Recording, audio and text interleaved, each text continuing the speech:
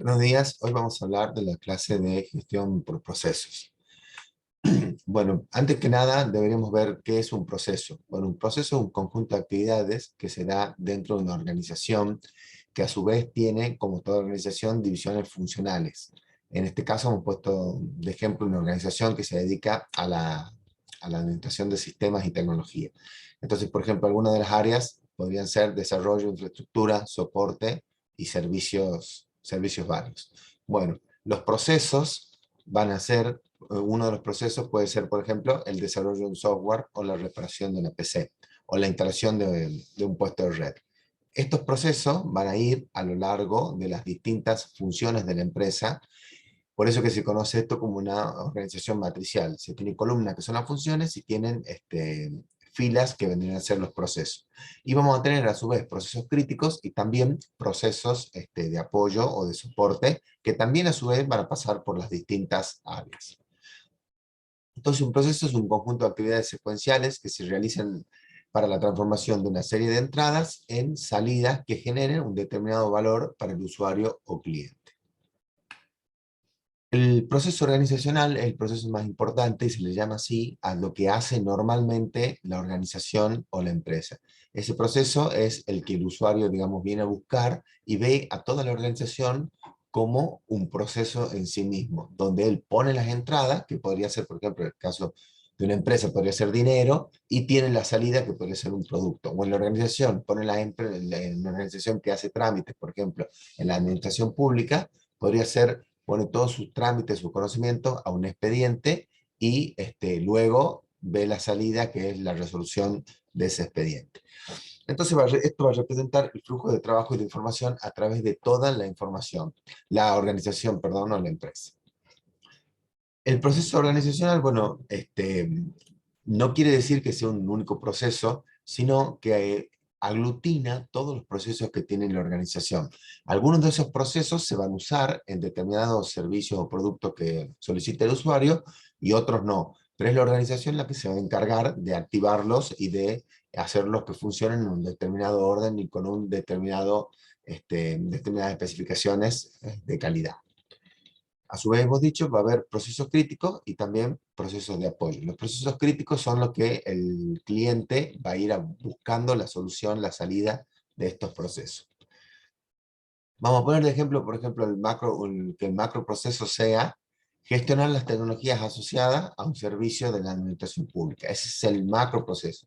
Todo lo que los usuarios entenderían que tienen que ver con tecnologías estarían dentro de esta área.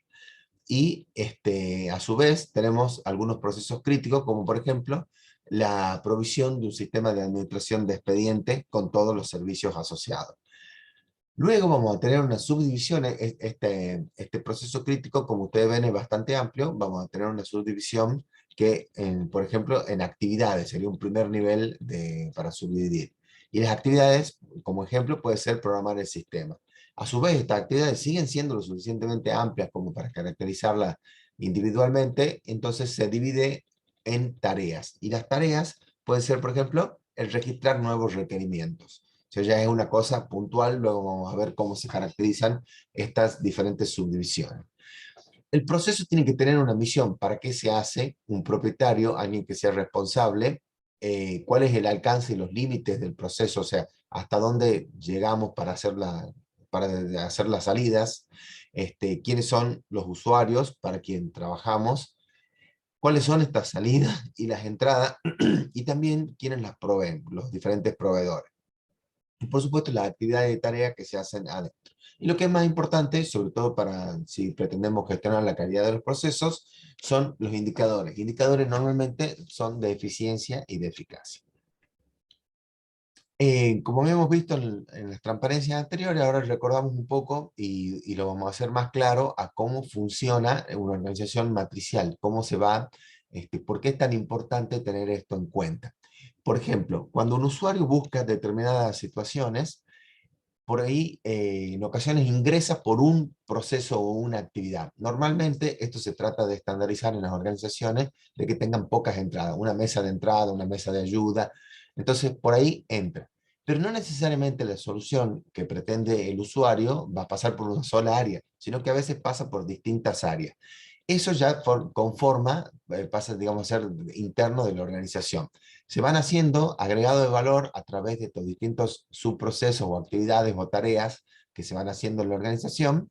Y por último, llega, como se ve aquí desde la quinta actividad, al usuario final con la solución que hemos visto. Nosotros hemos visto muchas veces, sobre todo en organizaciones más tendientes de la administración pública o que tienen cierto grado de burocracia, que la gente, los participantes de la organización dicen, no, bueno, pero esto no es cosa mía, esto es cosa de esto es cosa del otro. Y en realidad al usuario lo que le interesa es el macroproceso, le interesa que entrar con un determinado requerimiento y salir con las cosas solucionadas. Lo que pasa internamente es cuestión de la organización.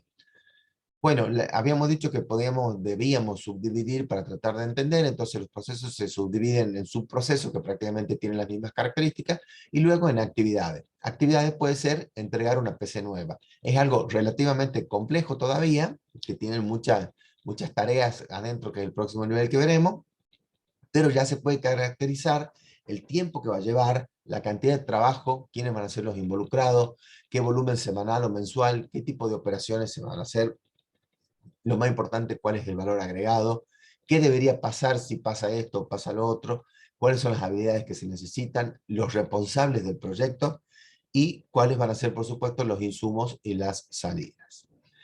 Las tareas, a su vez, es algo similar, es algo más pequeño, digamos, más manejable que las actividades, y son cosas puntuales que se hacen en horas o minutos.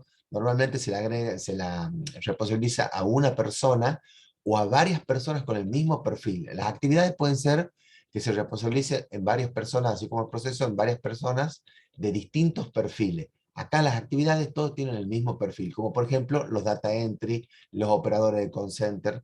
Y bueno, y de nuevo se puede caracterizar los mismos parámetros que hemos dicho recién: tiempo, costo, el valor agregado, la gente que va a participar, las entradas y las salidas. Pero ya es algo como más pequeño y más manejable. La matriz RASI nos permite determinar en los procesos quiénes son los responsables, los que rinden cuentas, los que van a ser consultados y los que van a mantenerse informados. Esto es a los fines de que todas las personas que estén involucradas de alguna manera en el proceso queden de alguna manera formalizadas ese involucramiento dentro del proceso. Y por otro lado, quede bien definida la responsabilidad y qué tiene que hacer cada una de las personas con el proceso. O la tarea o la actividad también, por supuesto. El responsable va a ser quien lo hace el trabajo. Entonces es la persona que uno se ve que está haciendo y a quien se le ha delegado la responsabilidad. El firmante la persona a cargo es la persona que rinde cuentas en la última instancia por esa actividad. Normalmente es el que firma también. A su vez, delega el trabajo en el responsable, pero él o ella es quienes van a responsabilizarse ante las autoridades superiores o ante el cliente o usuario por el trabajo realizado. Consultado es una figura como un experto de alguna manera, una figura bidireccional, en la persona que se le consulta cuando ocurre algo, cuando se necesita algo. E informado va a ser la persona a quien tenemos que informarle cada una de las cosas que va sucediendo. Normalmente esto ya se hace en la estructura de la tecnología por el sistema, o sea, tiene acceso al sistema y se le van dando todos estos informes. Estos informes van a servir después, esta persona, a veces el informado, es el que hace los reportes que luego el responsable a cargo del proceso presentará para rendir cuentas. Como conclusiones, podemos ver que la visión de procesos es una forma de ver las actividades laborales que hacemos todo el tiempo. No es que las actividades se hacen de forma distinta, sino que tenemos una visión distinta de las mismas, más sistematizada. Es un lenguaje que es prácticamente universal, permite interactuar mucho con los sistemas informáticos al darle este formalismo, esta sistematización, y a su vez permite estandarizar cuando tenemos varias oficinas que hacen cosas similares o digamos, o trabajan en la misma organización, permite estandarizar algunas cuestiones como por ejemplo la comunicación. Muchas gracias.